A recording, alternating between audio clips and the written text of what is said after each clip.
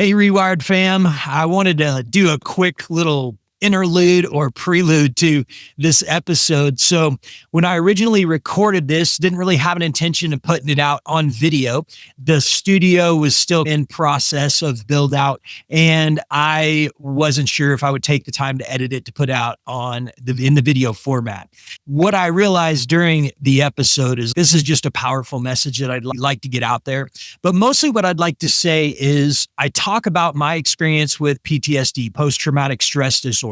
But here's the thing. I know everybody's got unique experiences, unique stories. Your story is your story. You are the one who's going to determine, who's going to identify, who's going to explore and discover your own identity. And your identity is unique to you. So don't get caught up on any labels. I'm talking about labels. The whole point of this episode or of this video is to address the issue of latching on to labels.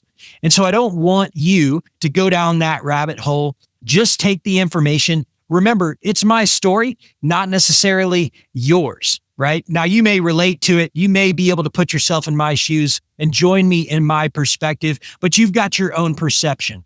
And so in that regard, I want everybody to know that this isn't intended to necessarily discourage people from talking about or receiving compensation for PTSD or anything of that nature. That's not my intention. What I want to do here, I don't want to downplay the seriousness of it, and I don't want anybody to feel less than because of that label.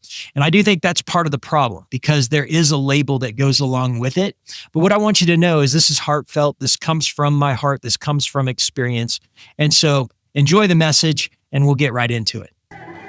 Thinking on experience, breaking chains, turning scars to strength, rewriting my veins. Victory's a mindset, built brick by brick. From the ashes of despair, watch me rise quick. What if the biggest lie keeping you stuck is a belief that it's not your fault? Because victimhood doesn't just come from trauma, it comes from a deep need to blame someone else. And as long as you've got someone or something to blame, then you never really have to take full responsibility for your healing. But here's the truth. It may not be your fault, but it is your responsibility. Welcome to Rewired Experience podcast. This is the Hot Wash series, where we break down the 15 obstacles designed to keep you stuck. This entire series started with a bold question. I asked ChatGPT to take on the persona of the devil and tell me exactly what it would do to keep people from ever changing, to keep them stuck, or as we say in Rewired Experience, stuck in the suck. What came back was a tactical blueprint of 15 internal traps. So today we're talking about one of the most seductive, victimhood. I'm Kyle Stoy, a combat veteran, Purple Heart recipient, a former SWAT officer, and now an entrepreneur and holistic health coach. I've led in high-stakes environments. I've battled addiction. I've rebuilt businesses, and I've stared down some dark chapters of my life. But nothing kept me stuck longer than this one right here, victimhood. Victimhood isn't always loud. It doesn't always look like someone waving a protest sign or crying foul. I know those are a lot of the paradigms or images that are in our head whenever we think about victimhood or professional victims, right?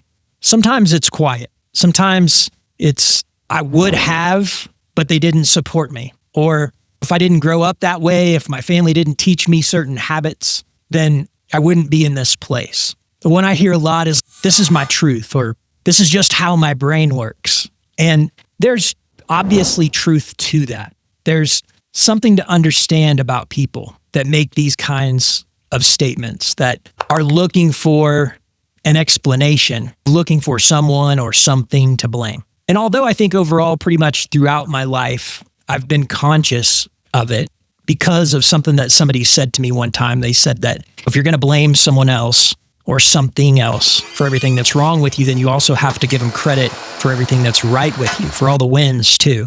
And that settled in early in my life. And I don't remember exactly who told me that, but I do know it was impactful. And I think that's what has always brought awareness for me in this area. So a little bit of a story and background as we go into probably the most, profound situation where I've been faced with this, and really how society wants to put labels on us. And there's a distinct reason for that. There's a reason that labels are important. That reason broadly is control. taking away your personal responsibility. Because if it can take away your personal responsibility, then it can take away your personal sovereignty. And personal sovereignty is a dirty word in a lot of ideologies, right? So after coming back from Afghanistan, going through my medical treatment for my combat wounds, and they were going through a process that determines whether or not they're going to medically retire you or not, basically. And it's going to assess what your quote unquote disabilities are.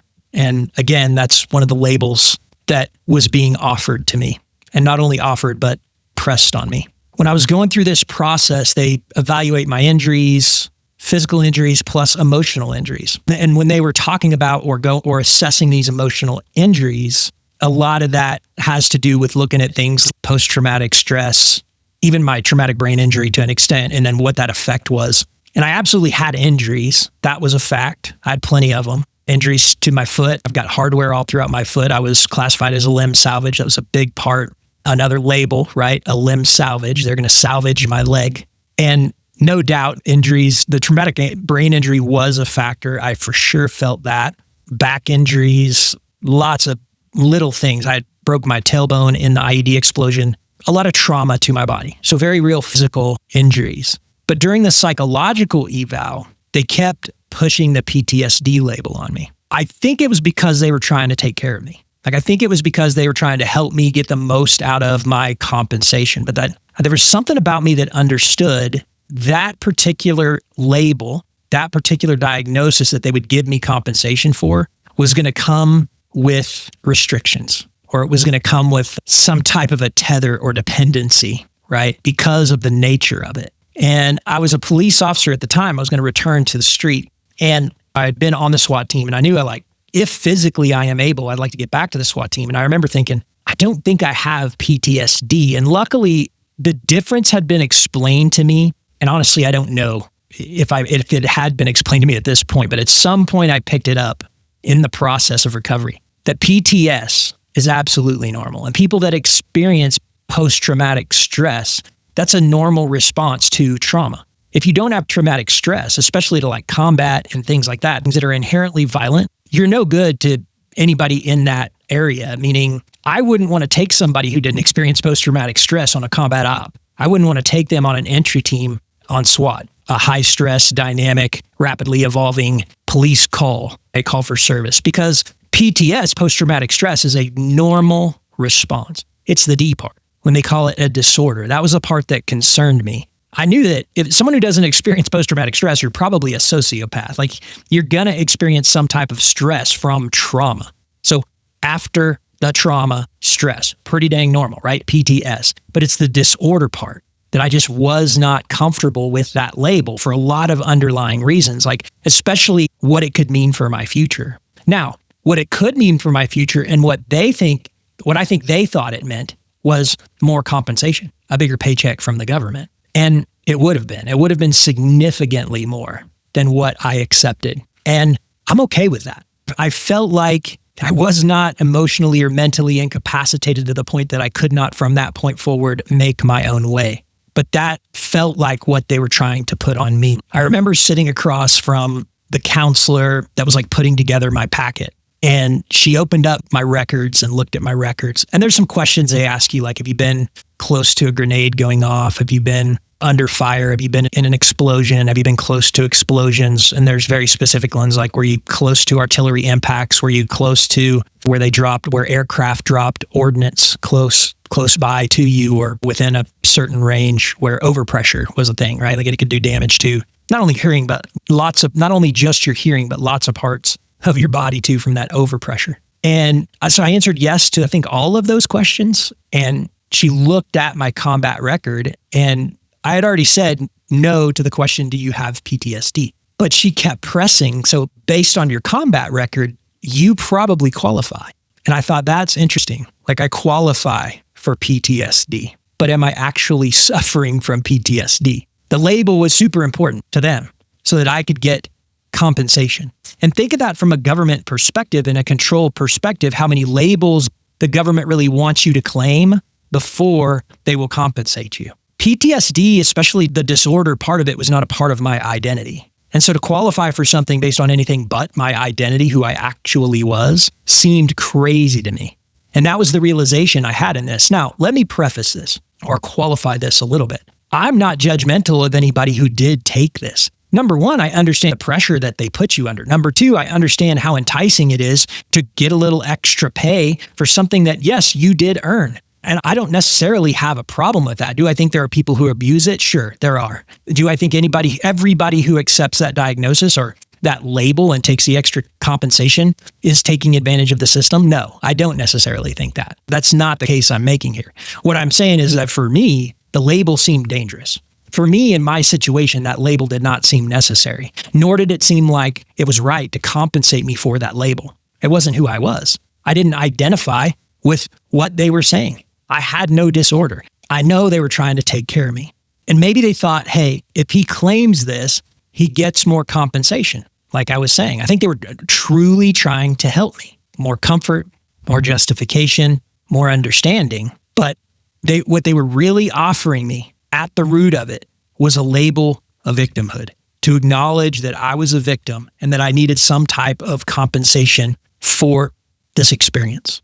They were offering me that label of victimhood, and it was a label that would have let me blame the system. It would have let me blame war. It would have let me blame my wiring or my emotional condition because of. And that definitely wasn't something that was my fault in the sense that I didn't choose to be emotionally broken from the experience. Although I knew going into an experience like that, and that's one of the things here too, is if you take responsibility for putting yourself in certain scenarios, some more noble than others, right? Like you can make the claim that war is a noble cause. I could argue with you. I could argue with myself. There's lots of situations where you put yourself in and you have to take responsibility for what trauma may happen based on those decisions. And some of those are extremely unfortunate. But if you acknowledge that you at least made the decision to put yourself there, that helps with the healing process. Not to blame yourself, because you don't want to blame yourself. You take responsibility for it. But that's different than blame. That's different than shame. Responsibility is a whole different level of understanding. It's a whole different level of mindset. Responsibility is a growth mindset where blame and shame are fixed ways of thinking. It's important to understand that when I was resisting this, it was because there was something inside of me that thought that taking this label of being a victim, which in my mind is the way it worked, and I'm not saying that's the way it's perceived for everyone, that my perception was that it would let me off the hook and that I'd have this excuse for being broken. And I said no. I was like, I don't have PTSD. And I admitted that I had some anxiety. I did. I had panic attacks. I've talked about that a little bit on the podcast, that I've had panic attacks, very real physical manifestations of some of that trauma that I experienced. But the struggling of anxiety to me was very different than what I understood post-traumatic stress disorder to be. And I knew if I took that label of PTSD, then I'd start living down to it. And that's the same thing with the label of a disabled veteran. Another side story, I had a choice for a disabled vet tag or a Purple Heart tag. And I feel like the Purple Heart is I was kind of like, that feels a little braggadocious, right? To put a Purple Heart on my tag. Although it's not. I call it the Taliban Marksmanship Medal. That's what that medal means. But I definitely like the idea of a Purple Heart tag better than a disabled veteran tag. Mostly because I didn't want the label of disabled. That if you take these labels, when you say them to yourself or when somebody else says them, you start living down to that label. And so how you verbalize that is super, super important, and it's super relevant. Looking back, like I mentioned, even though I suffered from those panic attacks, I later realized that these were really less connected to the quote unquote trauma and more connected, more tied to my nutrition, my hormones, and my environment, way more than that trauma. And so radical lifestyle change was actually the cure to my anxiety, changing what I was eating, changing my health protocols, changing my sleep patterns, just really being more aware. And that's how I really got into holistic health coaching, is solving some of these very real physical issues for myself and then helping others do the same. So looking back, the system, the institution wasn't offering me healing, which is really what it was designed to do, the VA system, the military hospital system. It was designed to heal me. But ultimately, what it was really offering me at its core was permission to stay broken and a reason to stay broken through financial bondage. It was offering me a paycheck to accept a label. And that's an important question to ask yourself. Have you accepted a paycheck from an institution like the government or something because of a label that doesn't truly define your actual identity? And we'll go into what identity means here in a minute and what the difference between a label and your actual identity is. So here's the part that nobody wants to say out loud. Labels are the new chains. They're the new cages, the new prisons, because labels create by default accepting that you're a victim. We're conditioned to define ourselves by different labels every day. And something that is always I've battled with is people have told me you're OCD. And it sounds like a negative thing. I think that's a superpower. And I think there's a lot of things that we label people as in a weird way, trying to empower them, but then also restricting them unintentionally, or maybe it's intentional. I don't know. But it's pretty key to, if you're going to take away, like I said, somebody's personal sovereignty, to get them to buy into labels. I'm a liberal. I'm a conservative. I'm a heterosexual, heteronormative. I'm homosexual. Why do we necessarily need to define ourselves by these labels? Nothing about any of those things that I said defines my identity. Even looking back and admitting, sure, I struggled with addiction when I was in my recovery with pharmaceutical addiction. I struggled with anxiety. And these are diagnoses, or their labels. That's what they are. But if I were to embrace those as a part of my identity, so to say I am an addict, or I am this, or I am that, and I've talked about the 12-step program before, and I agree with some of the stuff in it, but that's the thing that I don't agree with. When you say I am, it defines who you are. That's talking about your identity. And these are not a part of your identity. This is not necessarily a part of your design. Now, there may be tendencies within these labels that can offer clarity. And I think that's the intention with a lot of them, is that they offer clarity sometimes with things that you may be struggling with. And that absolutely makes sense to me. But at some point, you got to flip it. And I think pretty quick, you got to flip it. You can't dwell in that label. But we're being conditioned to define ourselves by these things. We're told every day that this is the definition of who we are. And I'm just here to tell you that I don't think that's true, because I think that becomes victimhood. Even if the label, like I said, even if it's accurate, like for me, I think OCD is an inaccurate label. I think hypervigilant might be a good one, but that's a superpower. I can turn hypervigilant. Hypervigilance makes sense for me as a survivor, as my identity. And I'll talk a little bit about that, how these things actually play into what your actual identity is. Because the real danger of this is that label fuses with your actual identity. And it may not be a part of who you are, not in the label that everybody else decides to describe it as. When you start to see yourself only through that lens, then you really stop seeing possibilities for change. If I would have accepted the label of PTSD, or I would have accepted the label of not being able to walk again normally or run again ever again as a limb salvage, or if I would have accepted the label of you are disabled, that's really what that all of those things were telling me, those medical prognoses, which were wrong, by the way. It took some radical outside the box thinking, but I do walk normal. I do run. I work out a lot. If your problems are a permanent part of your identity, then it gives you a pass for actually taking action. In your mind, you're not required to take action on it because you've been labeled with this. It's not your fault. There's nothing you can do about it. Now, maybe you can talk about tools to make it better, but it's just always going to be a part of who you are. And I just think that's BS. You're told it's not your fault. It's the system. It's your diagnosis. But this is how you stay stuck. This is what keeps you stuck, is this way of thinking. That's a fixed way of thinking. That's not a growth way of thinking. And this is how victimhood becomes the most comfortable cell that you'll ever live in. You won't even want the keys. You won't even want to leave the jail cell, because the jail cell is so dang comfortable that it serves you. And that's the trap. And again, I think taking that away from somebody, removing that freedom, is super important for somebody who wants to control you, to take away the responsibility, to take away your true identity and replace it with labels. And I'm saying that to lead into this. As I was doing research, not just for this episode, but I was doing research in general on these traps. And I was looking at, is there any peer-reviewed journals on the science behind some of this stuff? And I came across this experiment by a guy named John Calhoun, and it was called Mouse Utopia. I've talked about it on another podcast, but I stumbled across this experiment while I was doing research for these episodes on the 15 obstacles that keep you stuck. This experiment showed what happens when a society is given everything it needs. They built their nests for them. All the food was given to them. They had nothing that they wanted for. Nothing. It was all there for them. There was no struggle. There was no scarcity. There was no challenge either. And because of this, the whole Mouse Utopia society collapsed. But here's what's interesting. This is how it collapsed. The mice began to withdraw.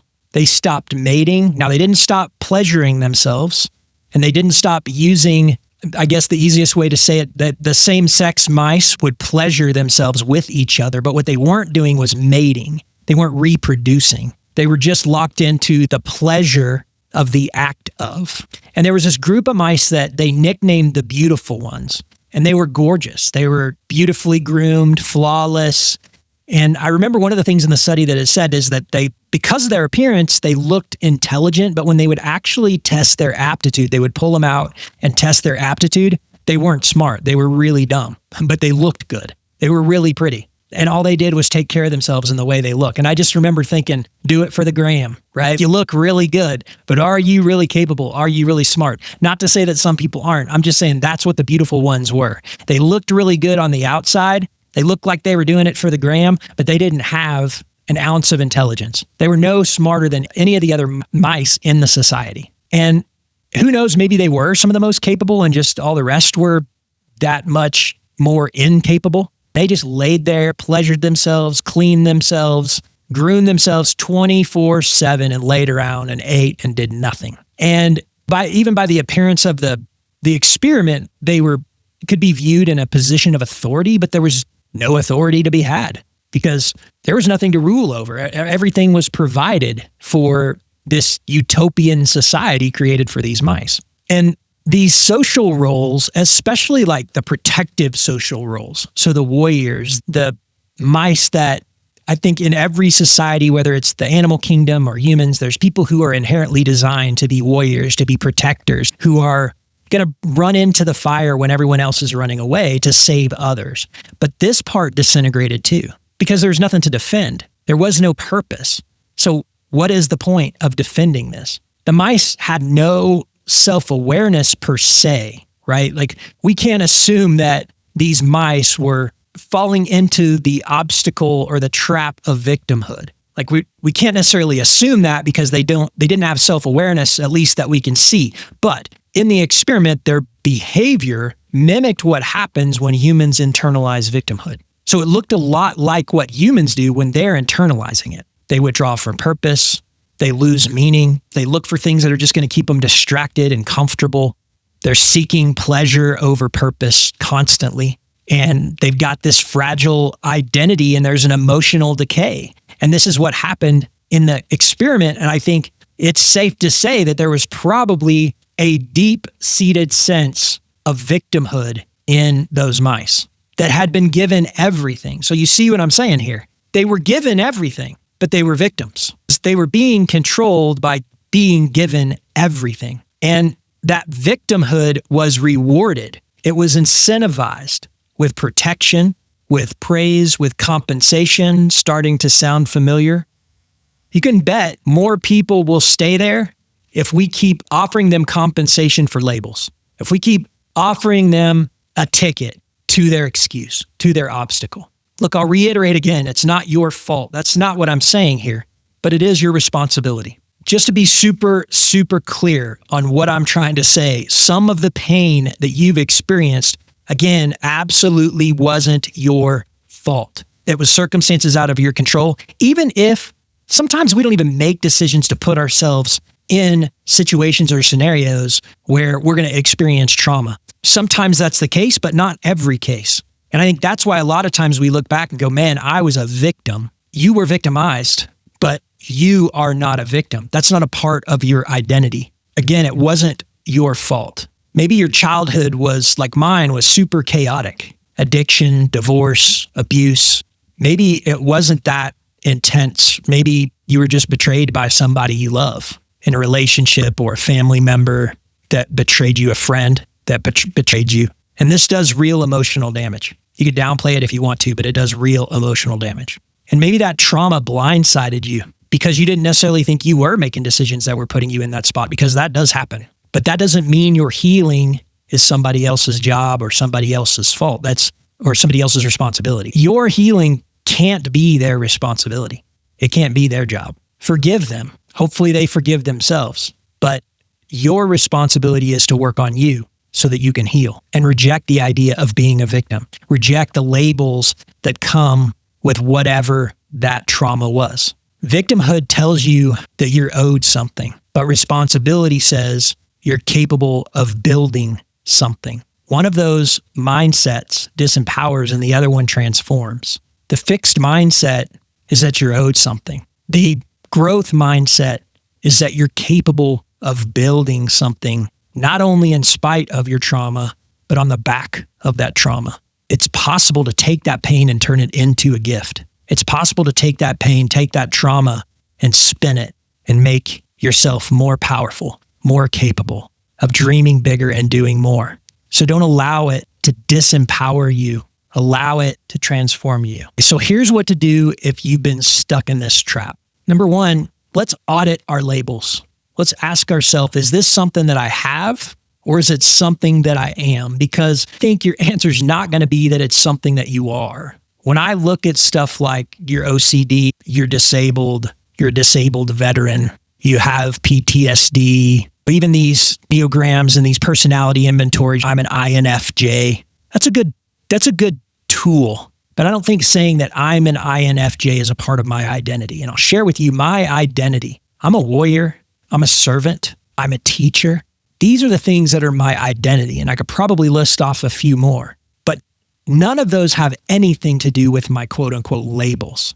If it's not serving your growth, then don't let it define you. Don't accept it as a piece of who you are. It can be something that you struggled with, that you have struggled with in the past. But focus on your identity. Who are you? The things like I just stated. I'm a warrior. I'm a servant. I'm a teacher. These are the things that help me to serve people. Number two, take extreme ownership and look at the areas where you're blaming someone else or something else. Because that could be, we've talked a lot about blaming other people, but are you blaming the government? Are you blaming politics? Are you blaming one political party over the other? What are you blaming? What part of this do you control? And if the answer is that you don't control any of it, then how could it be a part of your label? Why would you take it as a piece of who you are if you can't control it? Because that's where freedom begins and ends. If you let these labels become a part of your identity, that's where the freedom ends. It begins at accepting that it's not a part of your identity. Number three, let's rebuild our purpose. So choose challenge, choose hard things, choose uncomfortable things, choose contribution. Like I was talking about, that's how I serve. My identity is how I serve my community. It's how I give back. It's how I make the world a better place. And I think an underused word is legacy, because I think a lot of young people cannot see past tomorrow. And so legacy isn't even something that they focus on, but how can we get people to start focusing again on legacy? Choose legacy over comfort. Choose agency over comfort. Because victimhood wants to keep you safe. Victimhood wants you comfortable. It wants you to avoid pain. It wants you locked away by fear. It wants you paralyzed by that fear, by denial, by not plugging into community and isolating. Victimhood wants you to be trapped by all of these other traps. That's the lie. That's the lie, is that victimhood somehow frees you, that it gives you permission to be more free because you have an excuse. An excuse is nothing but a lock on a cage. Victimhood is never going to make you strong. Accepting labels, allowing yourself to become that victim is never going to make you strong. But what will make you strong is getting a clear identity and getting uncomfortable in the pursuit of it. At the end of the day, no one's coming to save you. You have to reject the cage, even when it's padded with comfort, even if it's a padded cage. and you got everything you need inside that cage like the mice did in the Utopia experiment. They had everything they needed inside their enclosure, but that wasn't what they needed. What they needed was purpose. What they needed was challenge. They needed problems to solve, nests and things to create. We're creators. If we're not creating, we're destroying. If we're not creating or destroying, we're stagnant. And I think that's the definition of hell, is being trapped in your emotions of victimhood, of denial, of shame, of fear, and having no escape from these emotions, but just being trapped. Look, if this is resonating, if it's pressing you, if it's maybe triggering some emotions, if you agree with some of the things I'm saying, hit the like button, hit the share button, share with somebody, leave us a review on the audio podcast, so subscribe on YouTube if you're watching on YouTube. If this spoke to you, don't miss the rest of this series for sure, because I've been going over these 15 obstacles, and it's been powerful for me. And so I hope it's made a difference for you. But remember, you can find us on Spotify, you can find us on Apple, or wherever you listen to your podcasts. And I appreciate all of you. And I think this is, like I said, eye-opening for me and just as powerful and therapeutic for me to share this stuff with you, to open up about some of my own struggles with these things. And maybe you can't relate to being a combat veteran, or you can't relate to being a first responder, but you can relate to what I'm going through. And if you want a community of people who are like that, who are looking to turn fear into fuel, who have had traumatic events in their life and they're trying to push past the trap that they are in, the current obstacle that they're stuck behind, and they're in transition and looking to make radical changes in their lives, we've got a community over in our school group. So you can just go to rewiredexperience.com, click on any of the links on that website, and join our school community. There's free courseworks. I turn most of these episodes into a course with PDFs and questions and answers and learning objectives and all kinds of cool stuff to try to bring as much value as I can from my experience. Because like I said, my identity is that I'm a teacher. My identity is that I'm a servant. So please come over to the group and allow us to serve you. And as always, I'm going to leave you with the 4-step process of getting out of the suck. Take a knee, drink water, reshoot your azimuth, and Charlie Mike. Hey, if you enjoyed this episode and it really resonated with you, then you're definitely going to watch this video that YouTube is suggesting right here. And as always, subscribe to the channel, hit that notification bell, and leave a comment, and we'll see you on the next one.